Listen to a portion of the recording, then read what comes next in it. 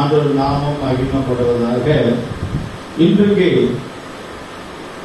நம்முடைய செயல்கள், நம்முடைய கிரியைகள், நாம் எங்கே போகிறோம், எங்கே வருகிறோம், என்ன செய்கிறோம், என்ன பண்றோம் என்பதை ஆண்டவர் உற்று பார்க்கிறார்.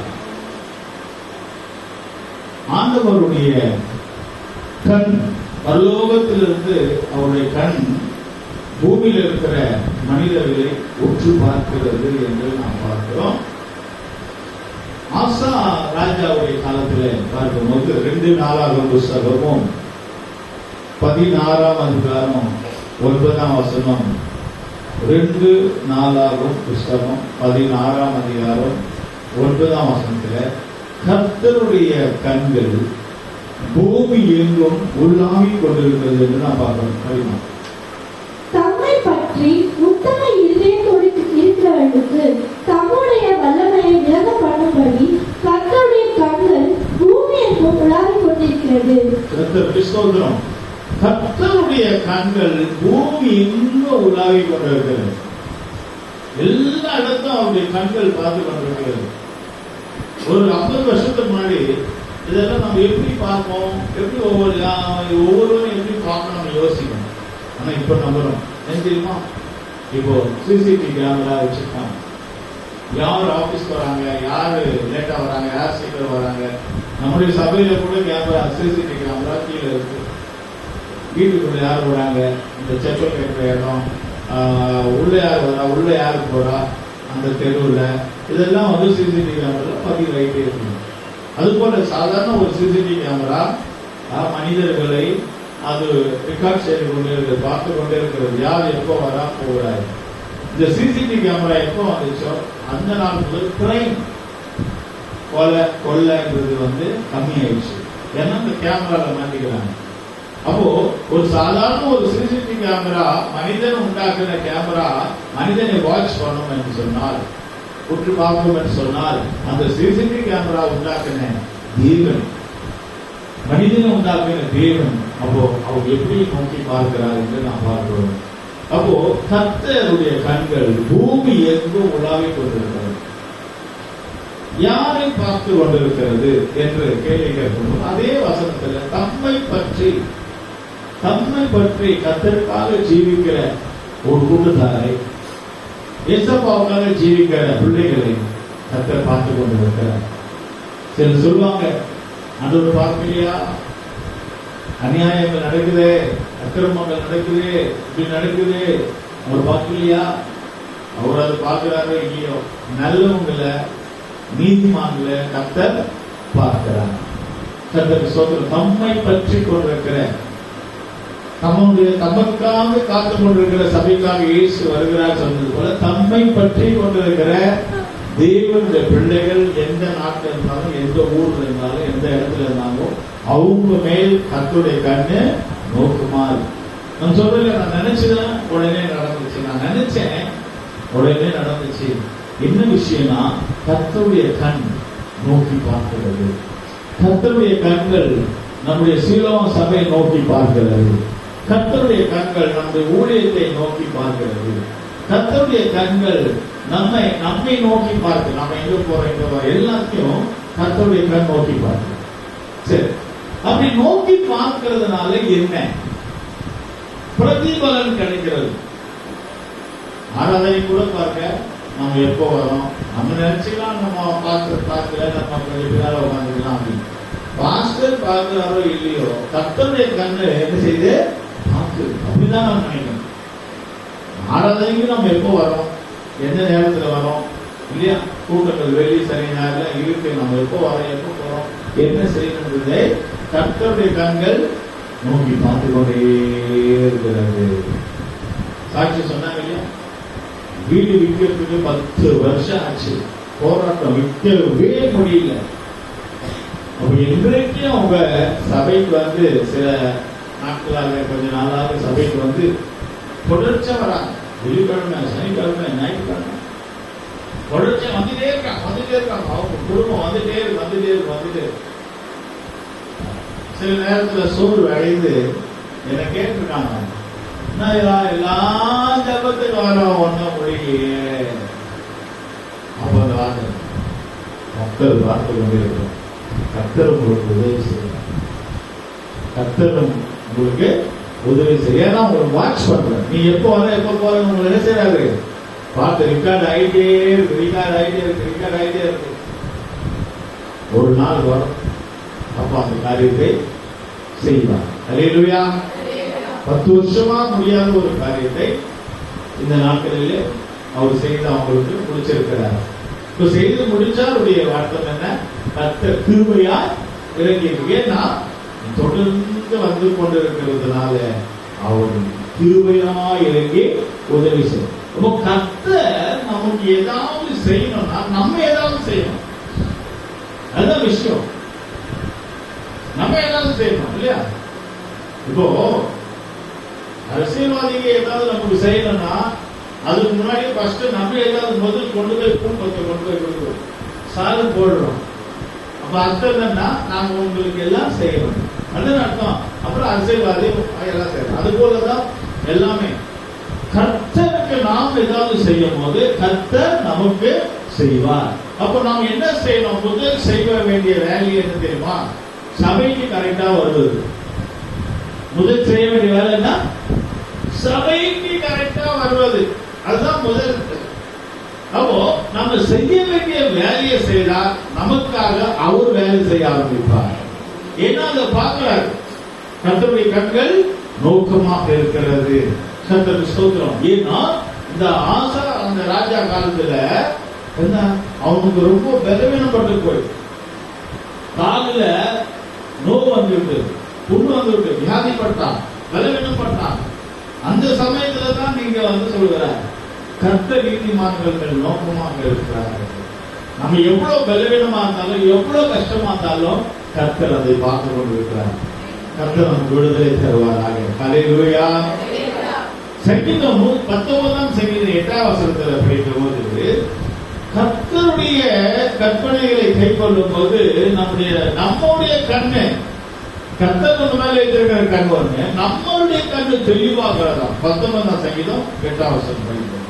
கர்த்தருடைய நியாயங்கள் செம்மையும் இருதயத்தை சந்தோஷிப்பிக்கிறதுமா இருக்கிறது. கர்த்தருடைய கற்பனை தூய்மையும் கண்களை தெளிவிக்கிறதுமா இருக்கிறது. கர்த்தருடைய கற்பனை அங்க தூய்மையும், கற்பனை கட்டளை தான் பிரமாணங்கள். கர்த்தருடைய பிரமாணங்கள், கட்டளைகள், வசனங்கள் எல்லாம் நமக்கு கண்ணுக்கு எப்படியா இருக்கிறதா? தெளிவுபடுத்துகிறதா. அதனாலதான் நம் கர்த்தருடைய வசனத்தை படிச்சா நமக்கு ஒரு தெளிவு வரும். சிலர் பார்த்தீங்கன்னா பைபிள் படிக்க மாட்டாங்க. படிக்க தெரியாதவங்களுக்கு ஒரு வழி இருக்கு. இப்போ டிவில வருது பைபிள். டிவில இருக்கிற பைபிளை பார்த்து போட்டால் அது டிவில படிக்கும். அல்லது அப்படியும் நமக்கு கேட்க முடியல சொன்னா மொபைல்லே இருக்கு. நம்ம மொபைல்ல ஒரு ஆப் இருக்கு, அதை போட்டா மொபைல் நம்ம பக்கத்தில் வச்சுக்கிட்டு மொபைல் படிக்கணும். நம்ம படிக்கணும்னு அவசியம் கிடையாது.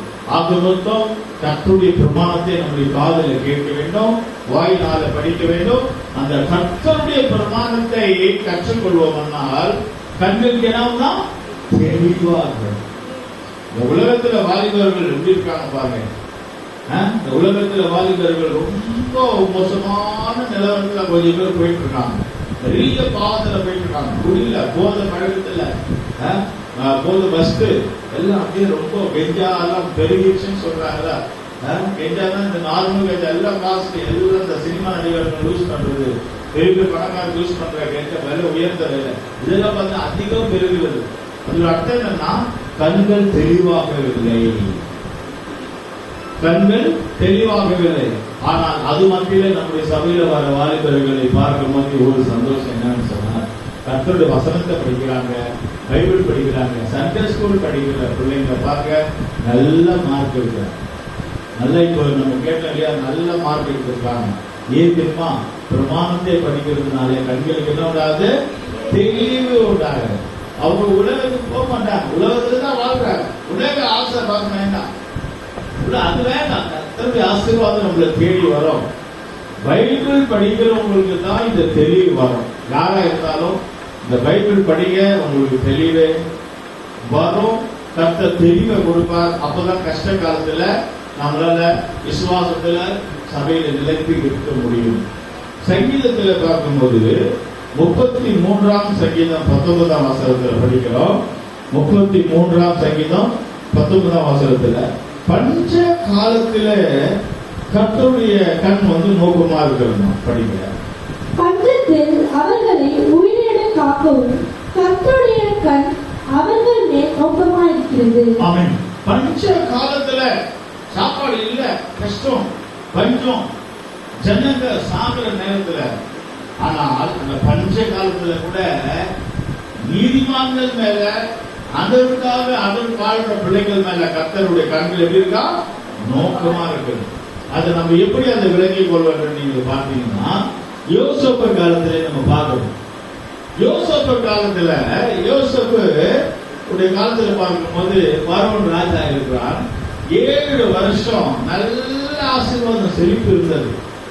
அடுத்த 7 வருஷம் ரொம்ப கஷ்டம், பஞ்சம் வரப்போகுது என்று சொல்லி யோசேப்பு தானியங்கள், அந்த சாப்பாடு வேண்டிய சாப்பாடு, அரிசி கோதுமை எல்லாம் பாதுகாத்து சேமித்து வச்சான். பஞ்சம் உண்டானது, தேசத்துல கஷ்டம் வந்துருச்சு, சாப்பாடு கிடைக்கல. ஆனால் யோசேப்பு மூலமாய் கர்த்தர் எல்லாருக்கும் ஆகாரம் கொடுக்கப்பட்டது. அப்ப யோசேப்புடைய குடும்பத்தாரு இருந்தாங்க இல்லையா, யாக்கோபுடைய குடும்பம் தான். அப்புறம் அவங்கள யாரு? தேவ பிள்ளைகள். பாத்தீங்களா? அப்போ யோசேப்பு என்று சொன்னால் புதிய ஏற்பாடு காலத்துல இயேசு கிறிஸ்துவை தான் காட்டுகிறது. யோசேப்பு 20 வெள்ளிக்காசுக்கு விற்கப்பட்டார். இயேசு கிறிஸ்து 30 வெள்ளிக்காசுக்கு. யோசேப்பை பள்ளத்துல தள்ளினார்கள், இயேசு சிலுவையில தள்ளினார்கள். நிறைய ஒப்பிட்டு நிறைய பார்க்கலாம். கர்த்தருக்கு ஸ்தோத்திரம். இப்ப அதல்ல.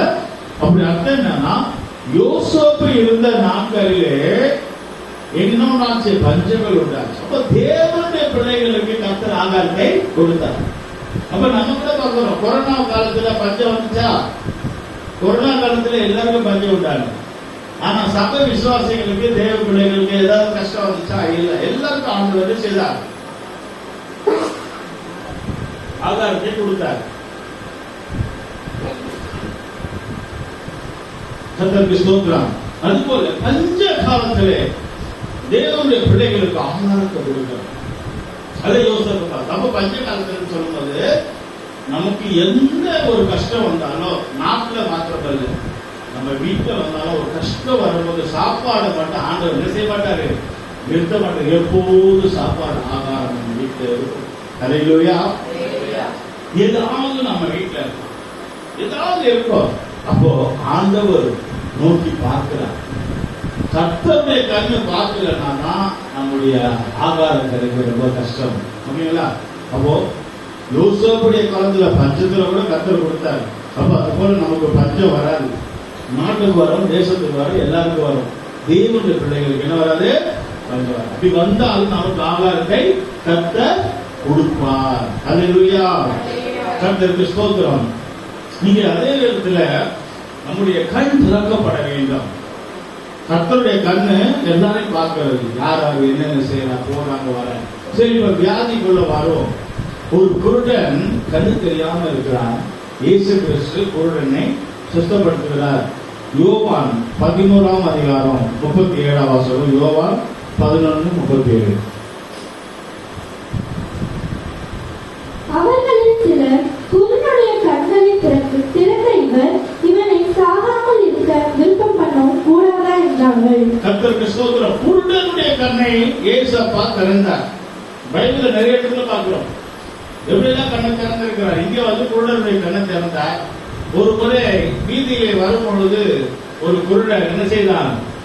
தாவீதின் குமாரனே எனக்கு இரங்கம் என்று சொன்னார். அப்போ உனக்கு என்ன வேணும்? என் கண் பார்வையிடணும். இயேசு கிறிஸ்து அவனுடைய கண்ணை தொட்டு குருடனுடைய கண்ணை திறந்தார். இன்னொரு இடத்துல சீலோவா குளத்துல போய் கழுவுனான ஒரு குருடன், அவனுக்கு எப்படி சுகமாக்கினாரு? சேற்றை கண்ணில் பூசி அவனுக்கு ஜெபம் பண்ணி சீலோவா குளத்துல போய் கழுவு, உன் கண் பார்வையிடும். இந்த மாதிரி நிறைய குருடர்கள் கண்ணை திறந்திருக்கிறார். அப்போ நம்ம கூட ஆவிக்குரிய ஜீவத்துல குருடரா இருக்கக்கூடாது. பைபிள் படிக்காதவர்கள் குருடர்கள் தான். தரிசனம் இல்லாதவங்க குருடர்கள் தான். ஜெபிக்கும் போது கர்த்தர் பேசுறாரா? ஜெபிக்கும் போது பிள்ளைகள் அருமையாக சாட்சி கொடுத்தார்கள். 2 பிள்ளைகளும் அருமையாக சாட்சி கொடுத்தார்கள். என்ன சொன்னார்கள்? எக்ஸாம் எழுதுற நேரத்தில் நாங்கள் ஜெபம் பண்ணி எழுதணும். ஜெபம் பண்ணி எழுதணும். கண்ணை மூடி ஜெபம் பண்ணி எழுதும் போது கர்த்தர் அவங்களுக்கு ஞான கண்ணை திறந்தார். ஓகேங்களா? அப்போ 2 பிள்ளைகளுடைய சாட்சி கேட்டார். அது போலதான் நம்ம கூட இருக்க வேண்டும். நீங்களும் நானும் நம்ம எல்லாரும் சபை ஜனங்கள் எல்லாரும் என்ன செய்ய வேண்டும்? நம்ம குருடராக இருக்கக்கூடாது. மனக்கண்கள் திறக்கப்பட்டவர்களாக இருக்க வேண்டும். வேதத்தில் உள்ள அதிசயங்களை பார்க்கும்படி என் கண்களை திறந்தரலோ. அப்போ நம்முடைய ஆவிக்குரிய கண் திறக்கணும். இயேசு குருடனுடைய கண்ணை திறந்தார். எழுத்துக்குரிய பிரகாரமா நம்ம குருடன் இல்லாமல் இருக்கலாம். ஆனால் ஆவிக்குரிய ஜீவத்தில் குருடரா இருக்கிறோமா? ஜெபிக்கும் பொழுது நம்ம ஜெபிக்கணும் நினைச்சாலே தூக்கம் வருகிறது. அவர்கள் குருடர்கள். ஜெபிக்கிறோம் நினைக்கும் போது தூக்கம் வருகிறதுனா அவர் குருடர்கள். ஆனால் இது ஆவிக்குரிய குருடர் கண்ணை திறக்கும். ஓகே, தரிசனம் பார்க்க வேண்டும். குருடனும் ஜப்பானியும் தாவீதை தடை செய்தார்கள். அங்க எங்க சியோன் கோட்டை பிடித்தார்கள். சாலகத்தின் வழியா போகும்போது தடை செய்ய. அதுபோல சபைக்கு போகும் பொழுது குருடர்கள் ஜப்பானிகள் தடை செய்வார்கள். குருடர்னா தரிசனம் இல்லாதவங்க. என்ன சும்மா சபைக்கு போற, வெள்ளிக்கிழமை போற, சனிக்கிழமை போற, ஞாயிற்றுக்கிழமை போற, எத்தனை முறைதான் சபைக்கு போவேன் இது சொல்லுவாங்க. யார் சொல்லுவா? குருடர்கள் சொல்வார்கள். இவ்வளவு சீக்கிரமும் ஆராதனைக்கு போகுது. 9 மணிக்கு தான் ஆராதனை. அவர் 11:30 தானே முடிப்பாரு. ஒரு 11 மணிக்கு போனா என்ன? அப்போ அப்படி வருகிறவர்கள் குருடர்கள். ஆனால் தரிசனம் உள்ளவர்கள், ஐயோ 9 மணிக்கு ஏசப்பா வந்துருவாரு, 9 மணிக்கு ஏசப்பா வந்துருவாரு, அப்ப நான் லேட்டா போயிடுவா, நேரத்தோட ஓடி வருகிறவர்கள் அவர்கள் தரிசனம் உள்ளவர்கள், கண் திறக்கப்பட்டவர்கள். கர்த்தருக்கு ஸ்தோத்திரம். இங்கே நோவாவை பார்க்கிறோம். நோவாவுக்கு கர்த்தருடைய கண்களில் இருந்து கிருபை கிடைத்தது. இன்றைக்கு பாடல் பாடினது போல எல்லாம் கிருபை கிருபை கிருபை பாடினார்கள். ஆதியாகமம் 6ஆம் அதிகாரம் 8ஆம் வசனத்தில் நாம் படிக்கிறோம். முதல் கிருபை என்று வேதத்தை பார்க்கிறோம். ஆதியாகமம் 6ஆம் அதிகாரம் 8ஆம் வசனம். நோவாவுக்கோ கர்த்தருடைய கண்களில் கிருபை கிடைத்தது. நோவாவுக்கோ கர்த்தருடைய கண்களிலே கிருபை கிடைத்தது. பாருங்க, கர்த்தருடைய கண்களில் கிருபை கிடைச்சதுனால தான் அந்த குடும்பம் பாதுகாக்கப்பட்டது. நோவாவுடைய குடும்பம். மற்றவர்களாம் சுனாமியில நிலத்தில் அழிந்து போனாங்க. அப்போ நம்முடைய குடும்பத்துக்கு தேவ கிருபை தேவை. தேவனுடைய கிருபை இல்லைன்னா குடும்பத்துல பிரச்சனைகள் ஸ்டார்ட் ஆயிடும். குடும்பத்துல கஷ்டம் வந்துடும். நம்ம குடும்பத்துல இருந்து கஷ்டம் தீரணும்னா, நம்ம குடும்பத்துல இருக்கிற பிரச்சனை சரியாகணும்னா தேவ கிருபை நமக்கு தேவை. அப்போ தேவனுடைய கிருபை நமக்கு மட்டும் இல்ல, நம்முடைய குடும்பத்துக்கு தேவை. தேவ கிருபை இல்லைன்னா நம்ம பாதுகாக்க முடியும். பாத்தீங்களா, நம்ம நம்ம விசுவாசிகள் பாட்டு பாடினார்கள், பாடல்கள் இருந்துச்சு. ஆண்டவருடைய கிருபை தான் நம்ம தாங்குகிறது. ஆண்டவருடைய கிருபை தான் நமக்கு நடத்துகிறது. ஒரு வேலைக்கு போகிறோமா, கிருபை தான். நம்ம சம்பாதிக்கிறோமா, கிருபை தான். உயிரோடு இருக்கிறதே கிருபை தான். சிஸ்டர் சொன்னது போல சின்ன வயசுலயே அவர்கள் முடியாமதுனால, அவர் நடக்க முடியாமதுனால நீ வளர்ந்து கஷ்டமாகணும், ஒரு கருணை கொலை செய்துருவோம், நீ வேண்டாம் அப்படின்னா. ஆனா அவங்க எல்லாமே அவங்க கூட இருந்த எல்லாம், அவருக்கு அப்பா இறந்துட்டாரு, அம்மா இறந்துட்டாரு, கூட பிறந்து எல்லாம் இருக்காங்க. ஒரு ஆள் மட்டும்தான் இருக்கும். அப்ப அவங்க இருக்கிறது என்னன்னா கிருபை தான். ஹல்லேலூயா.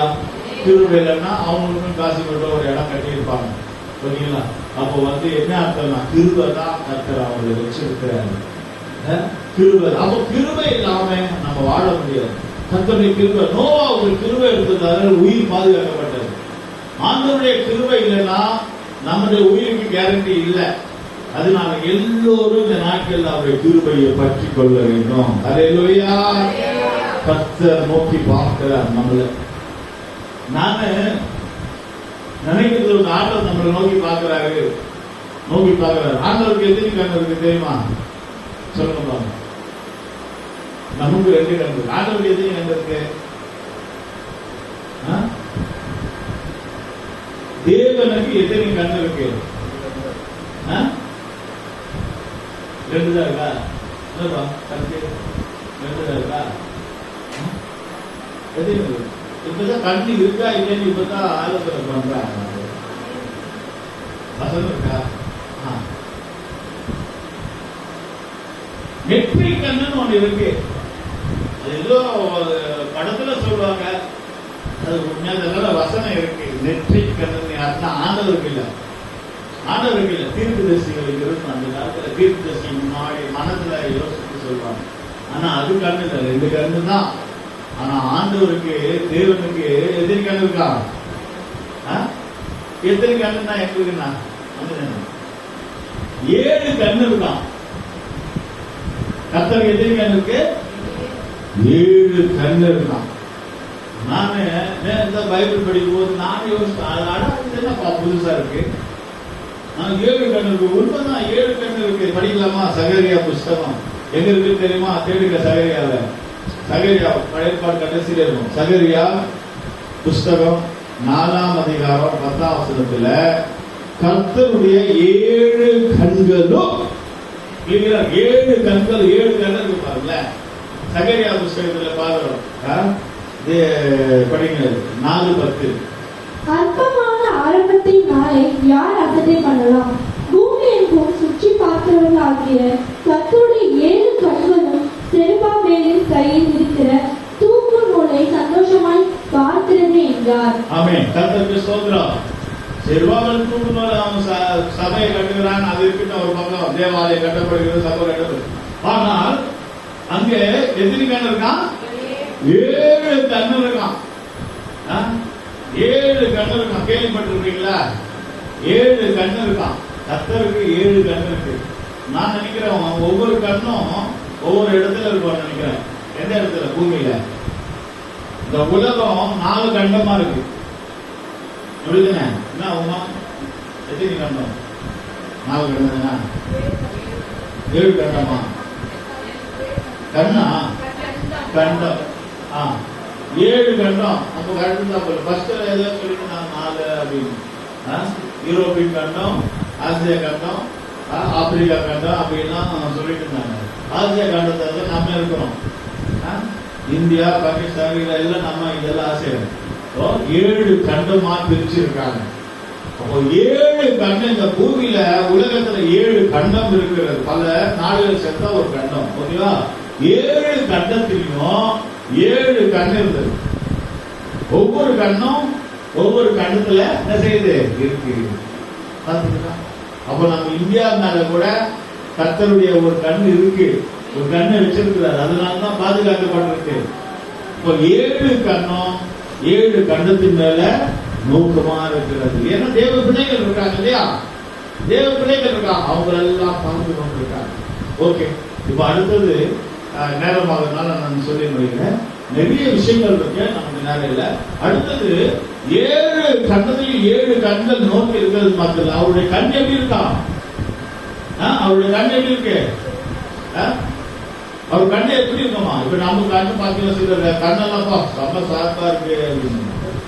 நம்ம கண்ணுக்கு சார்பா இருக்கு, கண்ணு சைடா இருக்கு, கண்ணு கூச்ச பார்வையா இருக்குல்ல, லேயா இருக்கு. யாருக்கக்கூடிய வயிற்றுக்கு கூச்ச பார்வை, ஒரு கண்ணு ஒரு மாதிரியா இருக்கு. சிலருக்கு கண்ணு ஒரு மாதிரியா இருக்கு. சில கண்ணு வந்து சுத்திட்டே இருப்போம், கண்ணு அப்படியே கண்ணு பண்ணிட்டே இருப்போம். ஏன்னா இப்ப அவருக்கு தெரியல, கண்ணு அடிச்சுட்டே இருக்கான். இப்ப தெரியல, உங்களுக்கு ஆகும், 20 வயசு ஆகும். நீ அப்படியே கண்ணு அடிச்சுட்டே வந்து வரும்போது இருக்கு. இப்ப தெரியல, அவன் கண்ணை அடிச்சுட்டே இருப்பான், கண்ணை ஊட்டிட்டே இருப்பான். குழந்தையா இருக்கிறதால கண்ணு போட்டாங்க. 20 வயசுக்கு மேல ஆணையர்கள் படுத்து அவன் கண்ணை உருட்டுறான்னு போறாங்க. அப்ப கண்ணுல பலவிதமான கண் இருக்கு. ஆனால் இங்கே கர்த்தருடைய கண்ணு, இந்த 7 கண்கள் சொன்ன கண்ணெல்லாம் எப்படி இருக்குமா? நெருப்பா இருக்கும், அக்கினியாக இருக்கும் என்று சொல்லப்பட்டிருக்கிறது. வெளிப்படுத்தல் 1ஆம் அதிகாரத்தில் நாம் பார்க்கிறோம் 14ஆம் வசனம். வெளிப்படுத்தல் 1:14. அவருடைய கண்கள் அக்கினி ஜுவாலையாக இருக்கிறது. அவருடைய சிரசும் மயிரும் வெண்பச்சை போலவும் உறைந்த மலையை போலவும் வெண்மையா இருந்தது. அவருடைய கண்கள் அக்கினி ஜுவாலையை போல இருந்தது. இப்போ அவருடைய கண்கள் எப்படி இருக்கிறதா? அக்கினி ஜுவாலை. கண்ணுல அக்கினி இருக்கு, நெருப்பு இருக்கு. லாஸ்டா ஒரு ஃபைட் ஒன்று இருக்கு இந்த உலகத்துல, கோக்குமாவு ஃபைட்டு. அதுல என்ன பண்ணோம்னா, பிசாச பாதாளத்துல இருந்து அவுத்து விட்டாங்க. அவங்க போய் எல்லாரும் கூட்டிட்டு வருவோம். அப்போ ஆண்டவர் தன்னுடைய சுவாசத்தினால் அவங்களை அழிச்சு போடுறார் அக்கினியில. அப்போ அதெல்லாம் ஒரு அக்கினிமயமான கண்கள். அக்கினி அவர் வாயிலிருந்து புறப்படுது. பாருங்க, இங்க வந்து அவர் கண், அவருடைய கண் எப்படி இருக்கு? அக்கினிமயமாக இருக்கிறது. கர்த்தருக்கு ஸ்தோத்திரம். அவருடைய கண் அக்கினிமயமான கண் நம்ம மத்தியில உலாவிக் கொண்டிருக்கிறது. சபையின் மத்தியில உலாவிக் கொண்டிருக்கிற அவருடைய கண். நீ பயப்பட வேண்டாம். கர்த்தர் நம்மளை பார்த்து கொண்டிருக்கிறார். யார் நமக்கு என்ன செய்தாலும், எத்தனை பேர் மந்திரம் செய்தாலும், சூனியம் பண்ணாலும், பில்லி சூன்யம் பண்ணாலும், கெடுதல் பண்ணாலும், நமக்கு யாரு என்ன பண்ணாலும் நம்ம கவலைப்பட வேண்டிய அவசியம் இல்லை. அவருடைய அக்கினி கண் நம்மேல் உள்ளாகிக் கொண்டிருக்கிறது. ஹல்லேலூயா. கண்களை மூடுவோமாக. நமக்கு நேரங்கள், அதனால நான் முடிக்க விரும்புகிறேன். நிறைய காரியங்களுக்கு கர்த்தருடைய கண் நம்மேல் நோக்கமாக இருக்கிறது. ஆண்டவர் உங்களை நோக்கி பார்க்கிறார். நீங்கள் ஆண்டவர் ஆசீர்வதிக்கப்பட்ட இந்த வேலையில கூட ஆண்டவர் உங்களை நோக்கி பார்க்கிறார். சபையில் இருக்கிற தேவ பிள்ளைகளை கர்த்தர் நோக்கி பார்க்கிறார். அக்கினிமயமாக பார்க்கிறார். அந்த அக்கினிமயமான கண்ணிலிருந்து ஒரு அக்கினி வல்லமை புறப்பட்டு வருகிறதாக. ஒரு அக்கினி அபிஷேகத்தை நாம் பெற்றுக் கொள்வோமாக. தேவன் நம்மளை பாதுகாக்கிறவராக இருக்கிறார். எல்லா வல்லமையிலிருந்து சுட்டெரிக்கிறவராக இருக்கிறார். ஒரு அக்கினி அபிஷேகம் நமக்கு தேவை. ஒரு அக்கினி அபிஷேகம் நமக்கு தேவை. ஒரு பின்மாரி அபிஷேகம் நமக்கு தேவை. தேவ வல்லமை நமக்கு தேவை. கர்த்தர் நம்மோடு இருப்பாராக. Hallelujah, hallelujah, hallelujah, hallelujah, hallelujah, hallelujah.